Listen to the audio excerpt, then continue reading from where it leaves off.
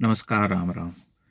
साहित्य और साहित्यकारों के ऊपर जब भी वीडियो बनाए गए हैं, जो मैंने बनाए हैं, उनमें से अधिकांश बहुत कम लोगों के द्वारा देखे गए, और कुछ अगर देखे भी गए हैं तो उसमें एकाधिक टिप्पणियां ऐसी होती हैं कि साहित्य पढ़ना व्यर्थ है, साहित्य पढ़ने से कुछ लाभ नहीं होता, मनुष्य को पथभ्रष्ट करता है साहित्य, और एक ऐसे दलदल में ले जाता है जहाँ की उसकी देश और समाज के प्रति जो सहज चेतना होती है वह भ्रष्ट हो जाती है।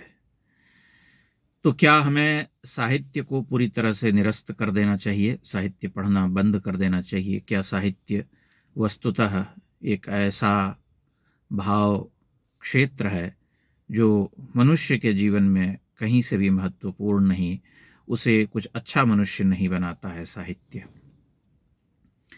आधुनिक साहित्य को पढ़ते हुए कई बार हम सोचते हैं, विचारते हैं कि लोग जो है अपने हिसाब से लेखन करते हैं, अपनी विचारधारा थोपने की कोशिश करते हैं। इस सत्य से कोई इनकार नहीं कर सकता।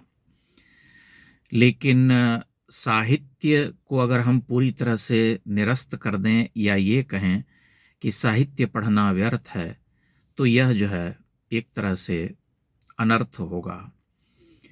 क्योंकि हर व्यक्ति अपने जीवन में छोटी आयु से ही जब वह कविता कहानियों की ओर मुड़ता है, भारत का प्राचीन साहित्य पढ़ता है, तो एक मनुष्य के रूप में वह बहुत कुछ सीखता है। प्रेम, करुणा, आदर का भाव, मनुष्यता के विचार, समाज के प्रति हमारा दायित्व, एक मनुष्य का दूसरे मनुष्य के प्रति क्या कर्तव्य होना चाहिए, प्राणी मात्र के प्रति उसके क्या भाव होने चाहिए, जीव जगत को वह कैसे देखता है, कैसे देखना चाहिए, और मनुष्यता का क्या अर्थ है, वह किस किस लिए जो है इस संसार में मनुष्य आता है, आदि आदि। इसलिए साहित्य जो है जीवन में एक अत्यंत ही महत्वपूर्ण विषय है, जिसे हम कभी भी निरस्त नहीं कर सकते। अगर हमने वाल्मीकि रामायण नहीं पढ़ी होती या महाभारत नहीं पढ़ा होता, तो क्या हम प्राचीन भारत के साहित्य से परिचित हो पाते? अगर हमने कालिदास के बारे में नहीं जाना होता, भवभूति के बारे में नहीं जाना होता, व्यास के बारे में नहीं जाना होता, दंडी के बारे में नहीं जाना होता, ऐसे ही अनेकानेक आचार्यों और महापंडितों के बारे में नहीं जाना होता, आदिशंकर का साहित्य नहीं पढ़ा होता, तो क्या हम आज भारत के बारे में, मनुष्यता के बारे में, अपनी चेतना के बारे में, अध्यात्म के बारे में उतना कुछ जान पा रहे होते जितना कुछ कि इन सबों को पढ़ने से हमने जाना है? यह सत्य है कि आधुनिक साहित्य बहुत कुछ पथभ्रष्ट हुआ, वह अपने रास्ते से भटक गया, क्योंकि विचारधारा केंद्रित लेखन जब शुरू हुआ तब उसने एक नई विचारधारा को आगे बढ़ाने के लिए सत्य के साथ छेड़छाड़ की, उसके साथ खिलवाड़ किया, क्योंकि उसके केंद्र में हमेशा एक विचारधारा होती थी। लेकिन जो साहित्य मुक्त है इन सब वर्जनाओं से, इन सब आग्रहों से, वह साहित्य तो हमेशा अच्छा होता है, श्रेष्ठ होता है। आधुनिक हिंदी या संपूर्ण भारतीय साहित्य में ही जब हम रविंद्रनाथ ठाकुर, जयशंकर प्रसाद, निराला और उससे पूर्व भक्ति कवियों को पढ़ते हैं, भक्त कवियों को पढ़ते हैं, तुलसीदास, सूरदास आदि महाकवियों को पढ़ते हैं, तब हम करुणा से, प्रेम से भीग उठते हैं, और जीवन के बारे में हमारी जो दृष्टि है वह दिनों दिन सूक्ष्माति सूक्ष्म और अत्यंत ही महत्वपूर्ण दिशा की ओर मुड़ने लगती है, जहाँ से हम इस संसार को एक नई नज़र से देखना शुरू करते हैं। इसलिए साहित्य तो हमेशा इस जीवन में महत्वपूर्ण रहेगा। लेकिन यह भी सत्य है कि जो एजेंडाधारी लेखन करने वाले लोग हैं, जिन्होंने अपने लेखन के जरिए एजेंडा चलाया है या मूल कथा के साथ छेड़छाड़ करके अपनी बात को स्थापित करने के प्रयास किए हैं, वो सब साहित्य मनुष्य को पथभ्रष्ट जरूर करता है, हमारी इतिहास दृष्टि को धूमिल करता है, हमारी जातीय चेतना को धूमिल करता है, हमारी देश के बारे में जो भावना है उसे दूसरे अर्थ में प्रभावित करता है। इसलिए उस तरह का साहित्य जो है, उसे पढ़ते हुए हमें मूल साहित्य या उन स्रोतों की ओर लौटना होता है जिन स्रोतों से हम कथा को पाते हैं। वहीं से हम जानते हैं कि मूल रचना क्या है, मूल रचना में पात्र को कैसे रचा है। व्यास ने अगर महाभारत लिखा है तो महाभारत के पात्रों के प्रति उनके क्या दृष्टिकोण हैं, वे क्या कहते हैं। वाल्मीकि ने रामायण की रचना की है तो वाल्मीकि राम, लक्ष्मण, भरत, शत्रुघ्न, रावण, वाली, सुग्रीव, देवी सीता, दशरथ, कैकेयी, कौशल्या, इन सभी पात्रों के बारे में क्या विचार रखते हैं। इसलिए साहित्य को खारिज कर देने का जो विचार है वह कहीं से भी उचित नहीं प्रतीत होता है।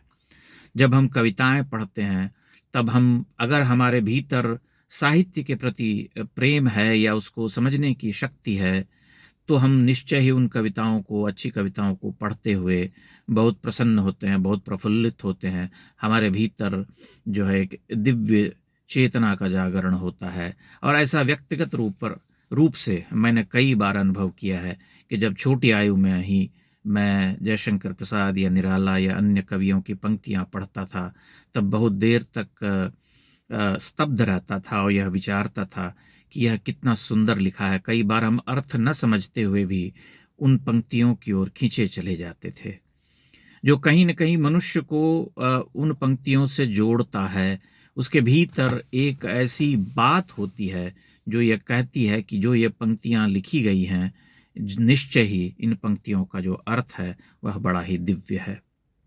कोई एक कनेक्शन होता है, भले ही पूरी तौर पर हम उस समय उन पंक्तियों को न समझ रहे होते हैं, लेकिन आंशिक रूप से समझते हुए भी हम कहीं न कहीं उनसे प्रभावित होते हैं। धीरे धीरे हमारा जब बोध व्यापक होता है, हमारी समझ की शक्ति बढ़ती है, तब हम उसके मूल अर्थ को पाते हैं, उसकी महत्ता को समझते हैं। इसलिए साहित्य को हमेशा पढ़ा जाना चाहिए और साहित्य को इतने संकीर्ण दृष्टिकोण से देखना ठीक नहीं है कि अगर कोई साहित्य इतिहासकार नहीं होता है, इतिहास के बारे में नहीं विचार करता है, तो हम उसे पूरी तरह से निरस्त कर देते हैं। साहित्यकार जो होता है अपने आसपास का जीवन जो होता है, जो जगत होता है, उसे देखता है। आम घटनाओं में कुछ खास बातें वह अनुभव कर पाता है और उन्हीं को लिखता है।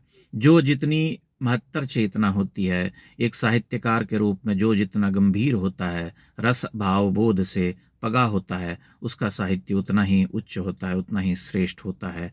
जिसकी चेतना छोटी होती है, निम्नतर होती है, उसका साहित्य भी उसी तरह से सामने आता है।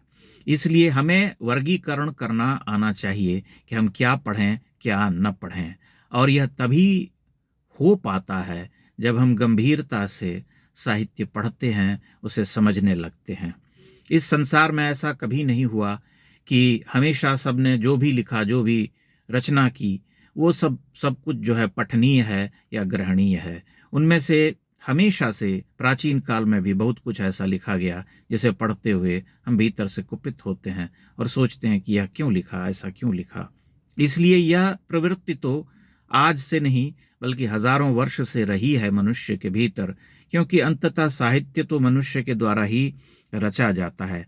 जिस मनुष्य का जैसा भाव, जैसी उसकी चेतना, जैसी उसकी बुद्धि, जैसी उसकी चिति, वैसा ही वह साहित्य रचता है। इसलिए हमें किसी हिटलरी कहते हैं ना कि आदेश के तहत इसे नहीं देखना चाहिए, इस तरह से नहीं विचार करना चाहिए कि साहित्य पढ़ने से क्या होता है। मनुष्य जो है भावुक हो जाता है, कमज़ोर हो जाता है, देश, राष्ट्र या पूर्व के इतिहास के बारे में उसकी दृष्टि धूमिल हो जाती है, उससे कुछ प्राप्त नहीं होता। लेकिन ऐसा है नहीं, क्योंकि साहित्य से हम बहुत कुछ प्राप्त करते हैं। अगर इस देश में लोगों ने तुलसीदास का साहित्य न पढ़ा होता तो क्या आज भारतीय समाज वैसा ही रहा होता? या तुलसीदास के साहित्य ने एक ऐसे समय में एक ऐसे पथ प्रदर्शक की भूमिका निभाई जो कि अनन्य है, जो कि जिसका कोई दूसरा उदाहरण नहीं मिलता। क्योंकि जब एक पराधीन देश था तब तुलसीदास ने उस देश के लोगों को जीने का अर्थ दिया, उसे संबल दिया भगवान राम के चरित्र के रूप में। इसी तरह से बड़ा साहित्यकार हमेशा जो है पथ प्रदर्शक होता है।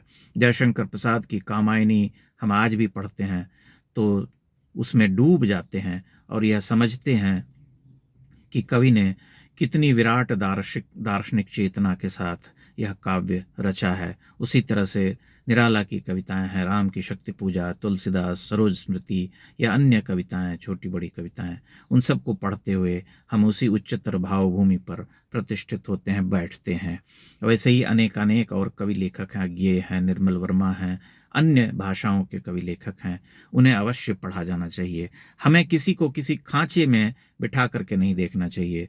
जो मनुष्य बेईमानी से लेखन करता है वह कभी न कभी तो सामने आ ही जाता है, उसका लेखन सत्य जो है उद्घाटित हो जाता है। जैसे इतिहास बार बार प्रकट होता है, अपने स्वरूप को प्रदर्शित करता रहता है, उसी तरह से हर व्यक्ति चाहे वह कितनी ही होशियारी दिखाए अपने साहित्य में, कितनी ही चालाकी से पात्रों के चरित्र को बदलने के प्रयास करे, झूठ को स्थापित करे, सत्य को दबाए, तब भी कभी न कभी सत्य जो है उद्घाटित हो ही जाता है। इसलिए साहित्य को पढ़ने का विचार जो है हमारे मन में हमेशा होना चाहिए। अच्छा साहित्य हम हमेशा पढ़ते रहें।